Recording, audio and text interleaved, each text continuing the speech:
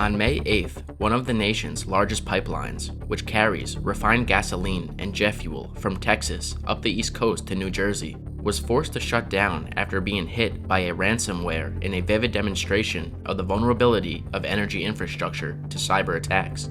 The operator of the system, Colonial Pipeline, said in a vaguely worded statement that it had shut down its 5,500 miles of pipeline, which it says carries 45% of the East Coast fuel supplies.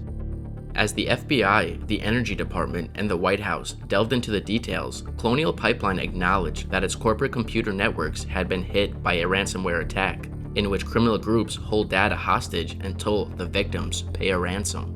The next day, President Biden said that the United States would disrupt and prosecute a criminal gang of hackers called DarkSide, which the FBI formally blamed for the huge ransomware attack on Colonial Pipeline. FBI released details of the attack so others can take steps to prevent being infected. My administration takes this very seriously. We have efforts underway with the FBI and DOJ, Department of Justice, to disrupt and prosecute ransomware criminals.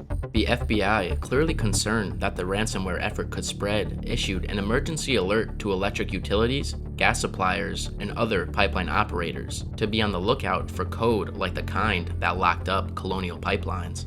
The results of the shutdown pipeline were seen within hours as drivers along parts of the East Coast piled into gas stations, resulting in long lines and shortages as motorists reacted to what could be a week-long shutdown of the nation's largest fuel pipeline because of the cyber attack. The average U.S. gasoline price vaulted above $3 a gallon for the first time in 6.5 years. Don't panic, number one. I know seeing lines at the pumps or gas stations with no gas can be extremely stressful, but this is a temporary situation. 2 days later, Colonial Pipeline paid nearly $5 million to the Eastern European hackers, contradicting reports earlier in the week that the company had no intention of paying an extortion fee to help restore the country's pipeline. Once they received the payment, the hackers provided the operator with a decrypting tool to restore its disabled computer network. This morning, Colonial reported that fuel is beginning to flow to a majority of the markets that they service, and they should be reaching full operational capacity as we speak, as I speak to you right now. That is good news.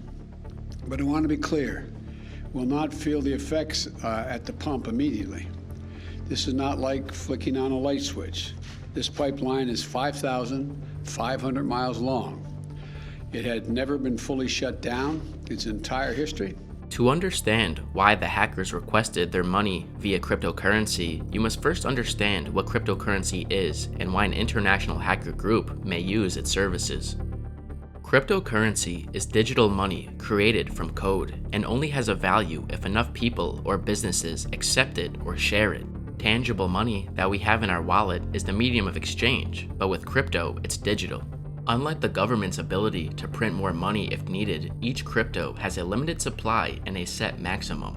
One of the biggest reasons a hacker group might use this is because crypto is decentralized, meaning it's not regulated or valued by the government or banks. Hacker groups are more likely to target big business, but there are precautionary measures you can do on your own computer to ensure you're not an easy target. Individuals should consider backing up important files so even if they fall victim to a ransomware attack, their files would not be lost. People can also invest in antivirus programs to monitor for and filter out malicious software. The bottom line is, you're seeing a much greater susceptibility to this kind of activity. You're seeing a much higher number of actors engaged in this kind of activity, and the proficiency level of those actors just keeps growing. President Joe Biden signed an executive order in the aftermath of the attacks to ensure that our infrastructure doesn't face a similar breach in the future. The president's executive order calls for the federal government and private sector to partner to confront persistent and increasingly sophisticated malicious cyber campaigns. Cybersecurity is a crucial part of American infrastructure, and with the recent hacking, it's better to understand rather than underestimate the digital age.